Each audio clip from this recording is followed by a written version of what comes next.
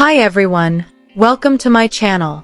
Please remember to like and subscribe. The judge's remarks persisted in the. It did not sound like closure to many inside the Flagstaff County Courthouse, but it did sound like an ultimatum gunshot. It had more of the sound of cannon fire signaling the start of an impending conflict. Well, Meri, Janelle, and Christine stayed seated a bit longer, almost relishing the silence after the chaos.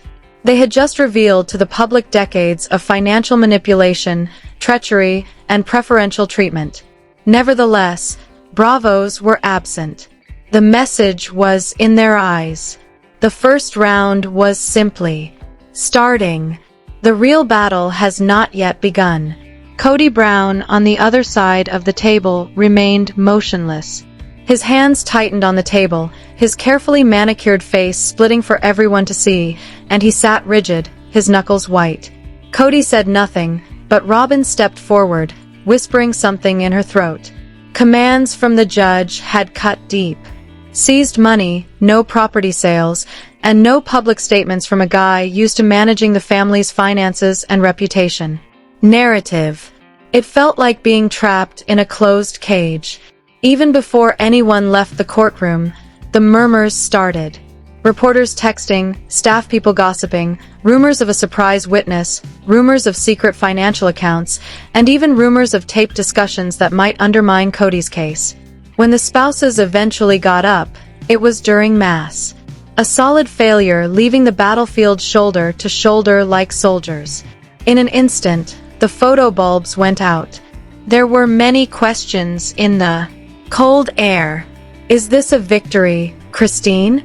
Will you attempt to take complete control over Coyote Pass, Janelle? Will you make those communications public, Meri? Christine maintained her composure. We are addressing the facts. I'll see you in 6 weeks. Then Janelle remarked sternly, the numbers speak for themselves. Meri stopped, stared straight into a camera, and spoke loudly above the din. It's not over. Not even close. Kody and Robyn came in the side door. The crowd's response came instantly. A surge of alcohol. And shouts. Kody went straight to the SUV without even looking in their direction. Robyn put her head down. Kody, new witness, shouted a reporter, but got no answer. The query lingered like a spark above petrol as the SUV drove away. Within minutes, headlines were everywhere. The Sister Wives courtroom revelation. The assets of Kody Brown are frozen by the judge. Meri, Janelle, and Christine band together to oppose Kody. Meri reveals Kody and Robyn's covert communications. Social media was exploding. Supporters examined each witness account, each reaction, each glance. Conjectures spread like wildfire. Was the enigmatic observer one of the mature children? A former insider? Was there a tape, really? Maybe more than one Jen Dante could eventually reveal where all the money had vanished to, with Coyote Pass towering over it all. Until the dust settled, no hands could access the Browns' hope, which was now padlocked by court order. Was it going to be cut, sold, and lost forever? Now it was land. It served as leverage, a trophy, and a marker of who would win this conflict. The audience had dispersed by the time the winter sun began to set over the square. Those who had been inside, however, would never forget what they had witnessed. It wasn't just another season of reality TV. Under oath and on record for the entire world to witness, this was the real dissolution of a family dynasty. Furthermore, the most deadly stage had not yet started. All of them would return in 6 weeks, armed with more incisive facts, more severe accusations, and a court that now understood just what kind of. It was battling a tempest. Furthermore, one unexpected witness could completely expose the case if the rumors were accurate. The courthouse was silent for the time being. There was a lot of air within. Calm but not peaceful. It was the silence before the storm, the stillness before the next fire. Tension began to hum throughout the day, but it was still early. with the sun barely rising above the Flagstaff Mountains. Fans, reporters, and camera crews were packed together on the sidewalks surrounding the courthouse. There, the gentle rumble of news vans mixed with discussions. From a neighboring commissary cart, the scent of freshly brewed coffee filled the chilly winter air. These kinds of days were rare. When the soap series Sister Wives spilt onto a real courtroom bench from the television set. But today was one of those days. Today was the day when Kody Brown, the once bright face of an indestructible polygamous family, would face 3 of his ex-wives across the aisle in court. Not in a warm conversation in a courtroom today instead of a living room. A black SUV drew up in front of the courthouse entrance, and a whisper went through the crowd. Kody got out as the passenger door opened. His trademark golden curls were present, but they lacked their typical bounce, as though the gravity of the day had dragged them down. Wearing a black suit, he had a leather briefcase in one hand and a fist in the other. He had a powerful, almost arrogant gait, yet if you looked closely, that flicker of dread in his eyes was something you could sense. Robyn was right following him. Her dark green top under a black jacket, her firmly curled hair, her pressed-together lips, and her eyes searching the throng as though seeking something hazardous. Some fans whispered, "There's Robyn, the favorite wife." Others said less kind things. The moment that everyone had been anticipating finally arrived. The courthouse entry doors on the other side of the plaza opened and surpassed Christine, Janelle, and Meri. Today, they are friends rather than sister wives. The 3 were genuinely standing together for the first time in years. There should be no forced smiles or feigning unity for the cameras. This solidarity was the result of betrayal and the will to fight back. Wearing a stylish blue dress and carrying a folder of papers, Christine strode in the center, chin up. Janelle, wearing a business suit, followed closely behind, her jaw clenched in resolve. In a luxurious burgundy overcoat, Meri's jaw tightened with resolve, head down slightly. As they crossed the street, they were accompanied by gasps and camera clicks. "Christine, will you win today?" yelled a reporter, but Christine didn't even pause. There was another scream. Kody glanced over his shoulder, but not back, and asked, "Kody, did you siphon funds from the family accounts?" There was a rumble of excitement in the courthouse lobby. Everyone was taken through metal detectors by security, who were on the lookout for difficulty. Courtroom 2's heavy oak doors remained closed. But when the doors opened, the crowd poured in, even though the media and a few fortunate onlookers had previously reserved seats inside. The actual room resembled a scene from a courtroom play. There are long pew-like benches for the public, high ceilings, honey-cold wood paneling, and an American flag to the judge's right. Robyn and Kody sat down at the defendant's table. Their attorney, a well-dressed man with sleek hair, stiffly nodding in agreement, he leaned in to speak to Kody. The 3 women were seated shoulder to shoulder at the plaintiff's table. Despite having separate solicitors on either side, they shared a common goal. Judge Evelyn Harris, a heterosexual lady with a strong sense of justice, was in charge of everything. She sat down, reading glasses low on the bridge of her nose, her black robe creeping up. She said, "Court is in session," with firmness. "This is the Brown versus Brown situation at all. We are here today to hear accusations of financial and improper malfeasance, problems with properties, and claims of neglect of jointly held marital property." A chill seemed to go through the room. This was not about tabloid rumors or bruised egos.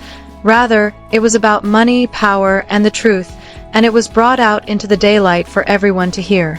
Kody sat up straight in his chair, fingers crossed on the table, while Robyn uncrossed her legs and smoothed her blazer, but she continued to glance over the wife's table, peering over the edge of.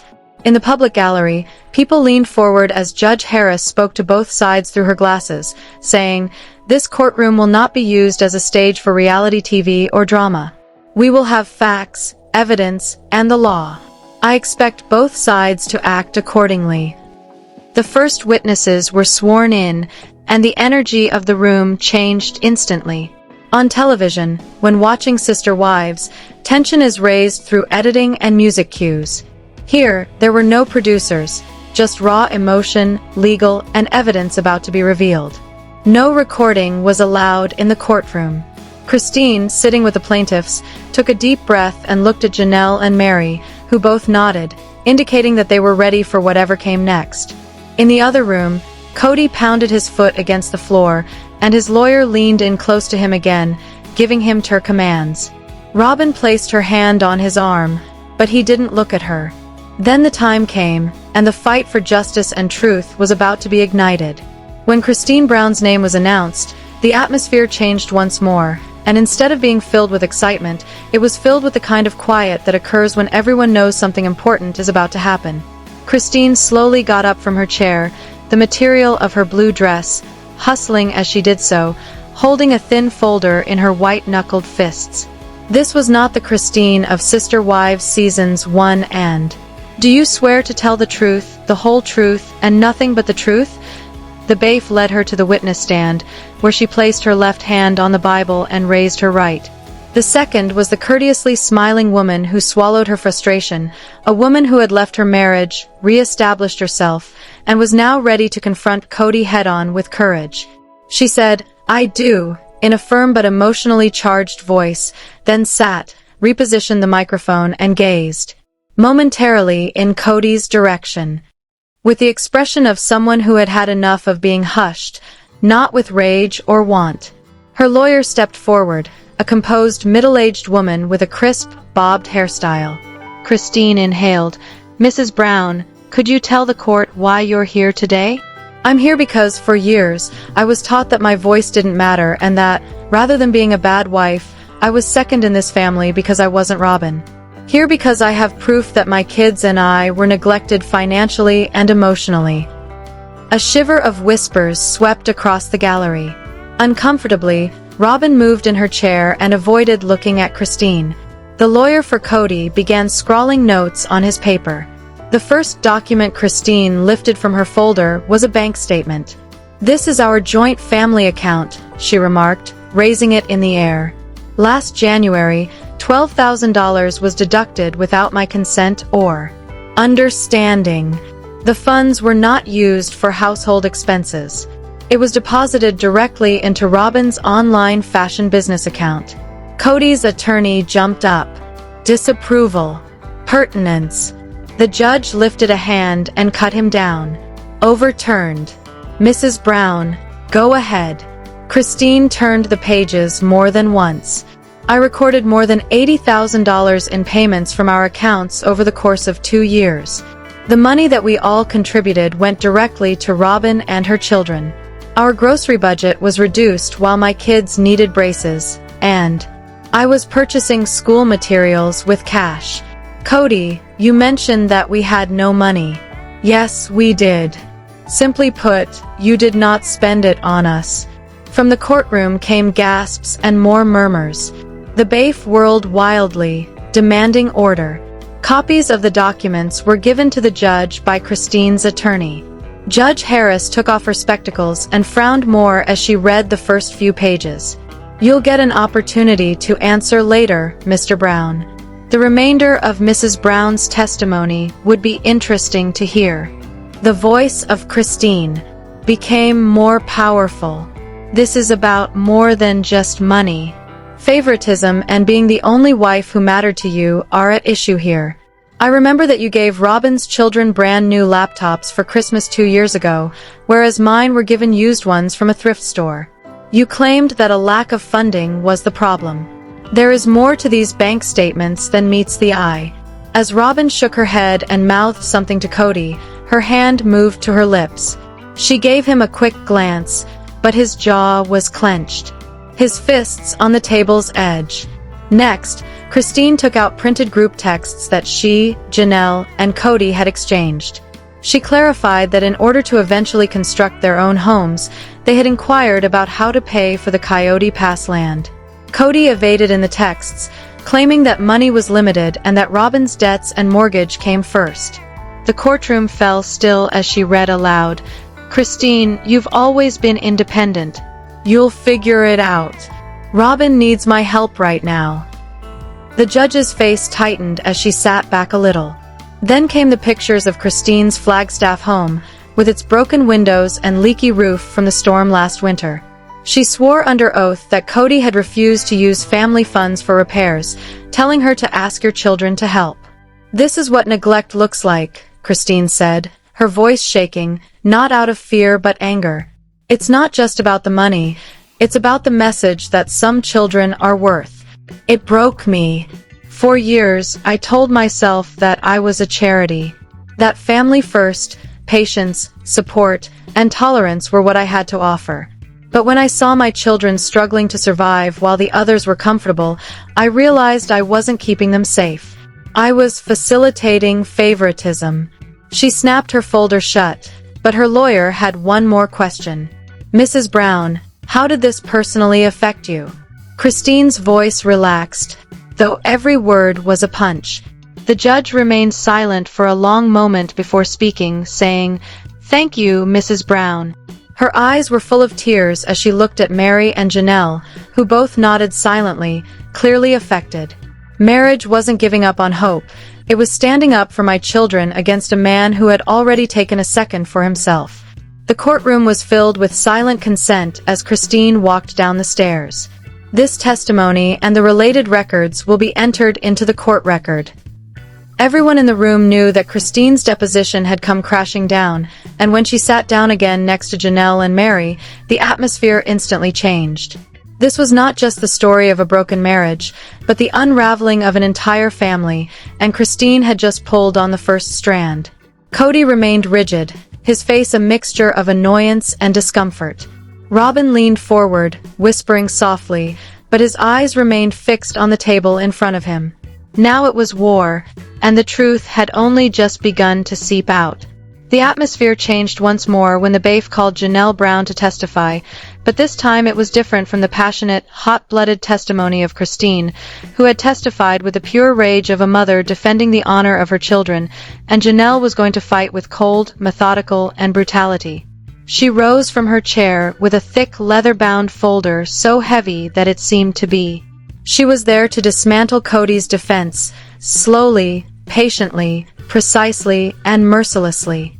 Her dark blazer was pressed, her hair was perfectly styled, and her face wore a calm, measured determination. As she walked up to the witness stand, Kody's eyes locked onto hers, his jaw clenching, and Robyn's eyes darted nervously to the folder in Janelle's hand, as if she already knew what kind of dynamite it held. After taking the oath, Janelle's confident and unflinching "I do" reverberated throughout the courtroom. Her lawyer, a shrewd, no-nonsense man with graying temples, stepped forward. "Mrs. Brown, during your marriage to Mr. Brown, you tended to supervise some of the family's financial responsibilities. Is that right?" "Yes," Janelle replied. "Usually, I was in charge of balancing checks, paying bills, monitoring expenditures, and overseeing the household's shared savings accounts." During that time, her lawyer continued, "Did you notice any irregularities in the handling of funds?" "Yes, not abnormalities, patterns," Janelle said, leaning slightly into the microphone. She opened her folder and took out the first stack of papers, which were statements from our joint investment accounts over the previous 5 years. "As you can see, whenever our balance started to get close to the amount required for the Kody Pass development, there would be an unexplained, abrupt withdrawal." Copies were given to the judge, defense, and clerk of court. When I asked Kody about these withdrawals, I was told that they were for immediate family expenses, but they weren't for all of us, Judge Harris remarked, pushing on her reading glasses and taking in the pages as Janelle pointed to one. Many of these transactions totaled tens of thousands of dollars. They were solely for Robyn's family. Her lawyer nodded. "Can you provide us some examples?" Janelle turned another page and said, "Yes. In March 2021, $50,000 was spent in a single day too. In the meantime," Janelle continued, "requests for basic maintenance on my own property, like fixing a broken furnace in the winter, were denied, and I had to use my own money just to keep a habitable home, while $23,000 was spent 2 months later to pay back taxes on a piece of property Kody and Robyn shared." A wave of shocked gasps ran through the courtroom, followed by an underhanded astonishment that was swiftly put out by the bailiff. Kody shifted uneasily, and his lawyer jotted down some notes on a piece of paper and shoved it in his direction. Janelle wasn't finished, though, and she produced a printed spreadsheet that shows the finances I put together, including every major deposit and withdrawal from 2018 to 22. You'll see that during this time, over $300,000 in joint money went directly into Robyn's house, and Christine's and my relatives benefited by less than $20,000 total. The judge leaned forward, clearly interested. "How did you obtain this information, Mrs. Brown?" Janelle responded, "I had access to all the accounts online. I went over the records, sorted them out, and matched them up with receipts, emails, and texts between Kody and me." Her lawyer stepped in. "Did you find these withdrawals to be justified as shared family expenditures based on your former career experience in finance and management?" "Absolutely not," Janelle said without blinking. "Mistakes. They were deliberate, meant to favor one part of the family over the others." The defense lawyer raised objections. Judge Harris said firmly, "She's testifying based on documented facts and her own personal experience handling the accounts." Janelle produced another set of documents, including screenshots of text messages, which she read from. "Kody, April 2021. We have to put Robyn's house first. We'll get to the other properties." Later, the lawyer moved on to his final question. "Mrs. Brown, how did this affect you personally and financially?" Janelle sat back a little, her voice still even but carrying a deeper weight. "Mrs. Brown, the other properties include my home. Kody, the one with the leaking roof. Kody, you're good at making things work.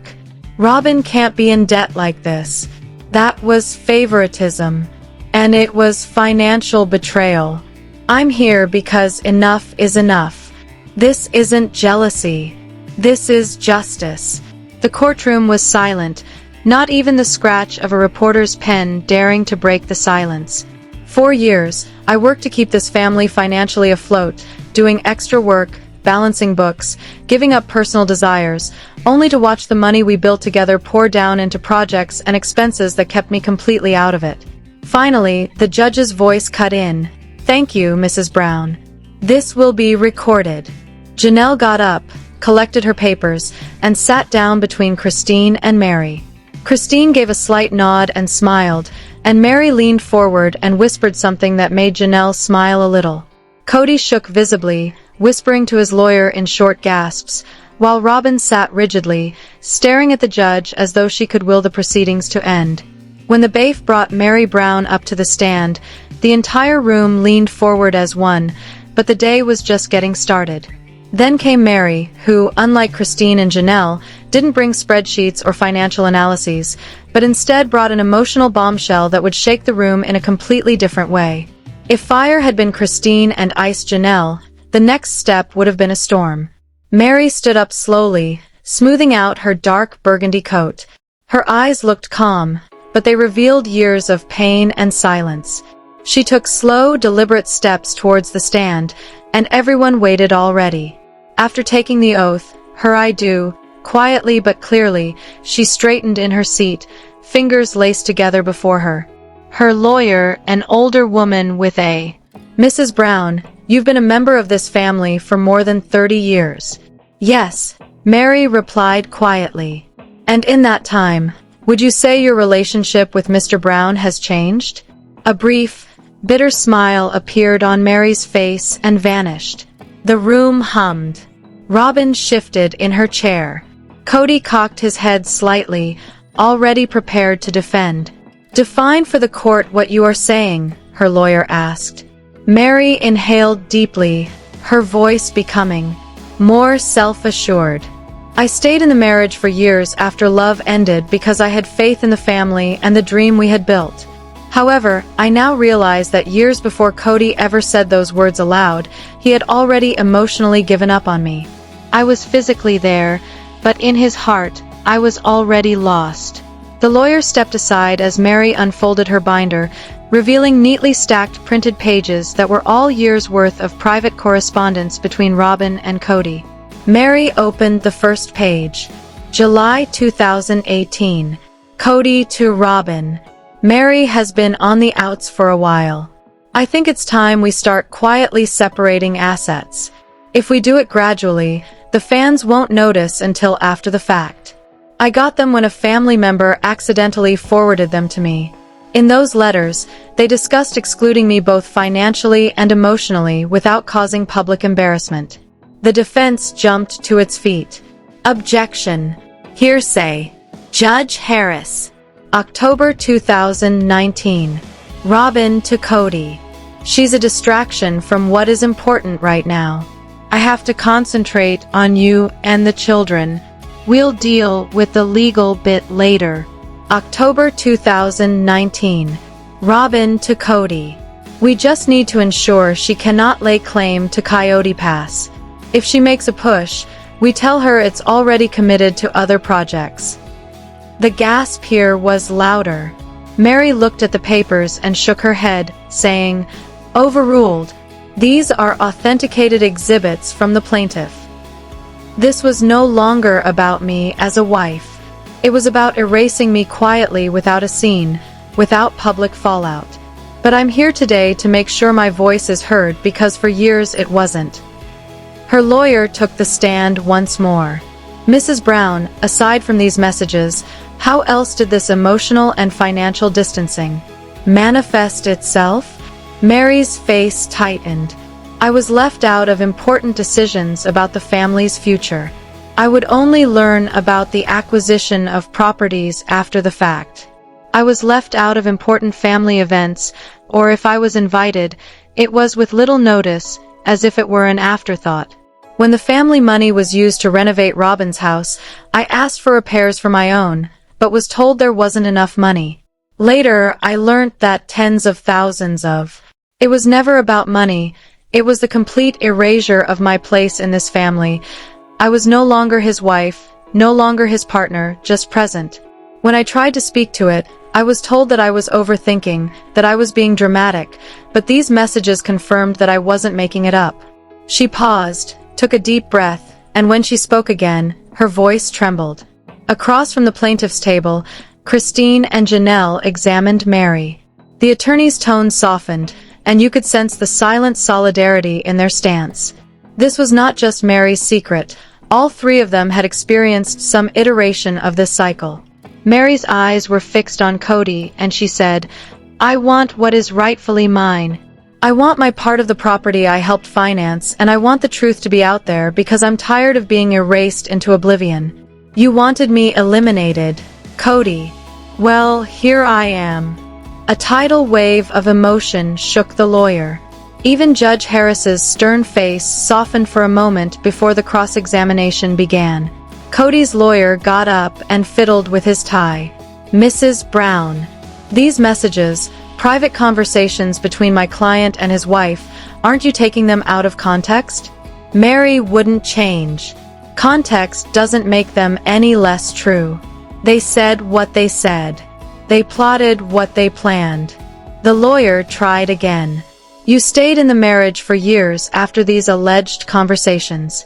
The cross-examination quickly faltered after that, as Meri's calm, unflappable delivery left no gaps to exploit.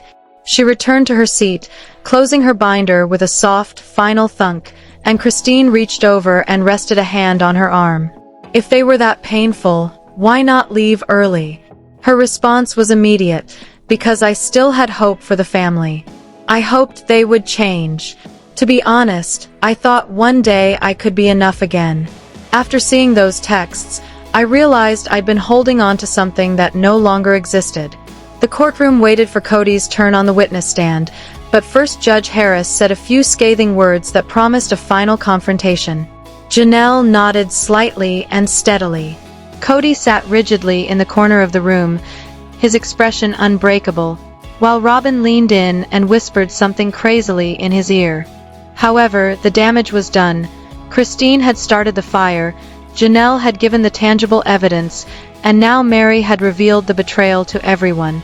When the bailiff called Kody's name, He stood up slowly, his curls, his one distinguishing feature, appearing slightly wilted today, cowed down by the gravity of the situation. He tugged at his navy jacket, adjusted his tie, and marched to the stand with the stiff, measured steps of a man adopting confidence. The whole thing was heavy with everything that had been exposed in the last few hours. Christine's accusations, Janelle's figures, Meri's revelations. Kody took a deep breath, placing his hands on the edge of the stand. "I do," he said loudly, too loudly, as if to prove that he wasn't shaken. His lawyer began direct questioning, realizing that they needed to regain control of the story before the wives' lawyers destroyed it. "Mr. Brown, you've heard the testimony today. In your own words, how do you react to these accusations?" Kody said. The lawyer nodded. "And the money exchanges, the accusations of favoritism." Kody's forehead creased. "Yes, I did set priorities. Yes, sometimes that was Robyn first. But that wasn't favoritism. It was logistics. This family has been in my care for decades. I've made tough decisions, always with the intention of protecting everyone. These accusations, they're manipulated, distorted accounts of reality. I didn't mean to hurt anybody." Christine's lips pressed into a thin line at the plaintiff's table. Kody's voice grew. "Christine and Janelle want to make it sound like I was siphoning money away for entertainment. No, I was keeping us afloat. And Meri. Those messages were taken out of context. I wasn't trying to erase her. Financial problems that, if ignored, could have put the stability of the entire family in jeopardy." The defense lawyer smiled slightly, but the atmosphere in the room remained the same, and even the judge's face remained cold. Then the cross-examination started, and Christine's lawyer was the first to stand up, holding a stack of highlighted papers. "Mr. Brown, you've just testified. If anyone broke this family, it was them walking away, turning their backs, exposing our dirty laundry for the world to see. That you made financial decisions based on stability and urgency, then explain this. That was part of the family budget plan." "It's complicated. It's really very simple," the lawyer said. "How does more than $50,000 get taken out of joint accounts to pay off Robyn's personal credit card debt? Debt that existed before she even married you, while Christine is told there isn't enough to fix a leaking roof." Kody's mouth dropped, but for a moment nothing came to light.